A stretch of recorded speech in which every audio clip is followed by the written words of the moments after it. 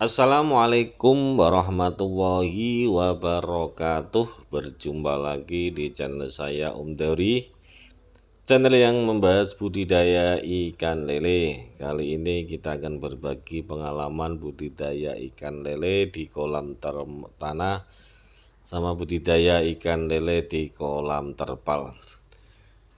Jadi budidaya ikan lele di kolam tanah dan terpal itu pertumbuhannya akan cepat di kolam tanah. Jadi untuk para pembudidaya ikan lele di kolam tanah lebih cepat dibanding di kolam terpal. Karena budidaya ikan lele di kolam tanah ikan pada alamnya, jadi pertumbuhan ikan akan semakin cepat. Jadi budidaya ikan lele di kolam tanah itu pertumbuhannya akan semakin cepat dibanding kolam terpal.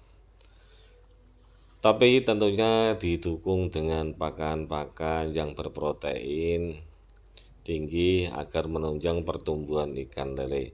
Jadi kalau untuk pertumbuhan ikan lele, kalau kita tidak dukung dengan pakan yang berprotein tinggi, secara otomatis ikan juga akan lambat besarnya nanti. Jadi kita pakai pakan yang berprotein tinggi untuk menunjang pertumbuhan ikan lele. Jadi sistemnya sebetulnya itu sama, cuma untuk perawatan lebih mudah di kolam tanah.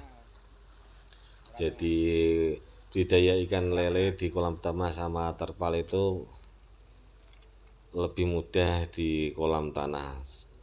Kalau kita punya lahan, kita punya tempat, kita bisa manfaatkan untuk berbudidaya ikan lele di kolam tanah. Jadi perawatan lebih mudah, ikan tidak mudah mengalami masalah.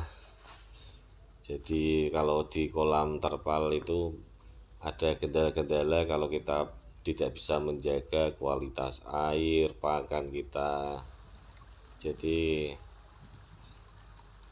mungkin ada perjalanan mengalami kendala-kendala kalau di kolam terpal. Tapi kalau di kolam tanah ini seperti ini lebih mudah, kita tinggal pemberian pakan pagi sama sore atau malam hari enggak apa-apa. Jadi untuk pemberian pakan bisa dilakukan 2-3 kali. Biasanya 2 kali lebih bagus, tidak masalah. Kalau 3 kali juga enggak masalah. Jadi paling tidak 2 kali dalam 1 hari kita harus memberi bahan pakan. Jadi budidaya ikan lele di kolam tanah lebih menguntungkan, di waktu kita juga lebih untung. Jadi kalau di kolam terpal seperti ini akan agak lebih lambat dibanding kolam tanah. Pemberian pakan dilakukan setiap pagi setelah terbitnya matahari, kita baru pemberian pakan.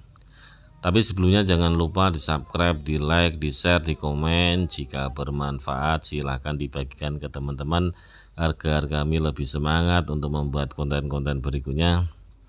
Jadi proses pemberian pakan tetap sama, kita lakukan di pagi hari sama sore hari atau malam hari bisa dilakukan. Tinggal kita punya waktunya di posisi mana. Kalau sore nggak bisa, kita lakukan di malam hari. Tapi kalau saya sendiri sering melakukan di malam hari karena saya sore banyak pekerjaan.